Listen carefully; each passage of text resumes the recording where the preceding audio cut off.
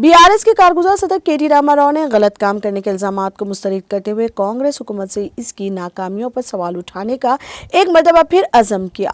उन्होंने कहा, बीआरएस सरबराह के चंद्रशेखर राव के बेटे और तेलंगाना तहरीक के सिपाही की हैसियत से मैं तेलंगाना के लिए मरूंगा, लेकिन कांग्रेस के सामने कभी नहीं झुकूंगा।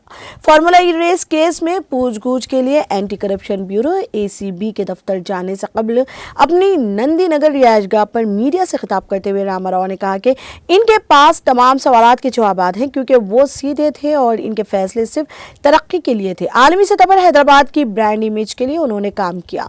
उन्होंने कहा, मैंने बीआरएस के 10 साला दौर में अपनी बहनोई को 1,137 रुपए के कॉन्ट्रैक्ट नहीं दिए और ना ही अपने बेटे की कंपनी को फायदा पहुंचाने के लिए ताकत का गलत इस्तेमाल किया। सिर्फ वजीर आला रेवंत रेड्डी और इनके कुछ वज़रा ही इस तरह के गलत कामों के काबिल हैं।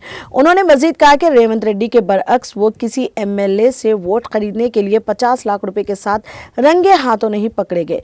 बीआरएस के कारगुजार सदर ने कहा कि कांग्रेस के सिर्फ आधे इल्म वाले लीडर ही इनके खिलाफ सियासी तौर पर मुकदमे की बुनियाद पर कीचड़ उछालकर खुशी हासिल कर रहे हैं।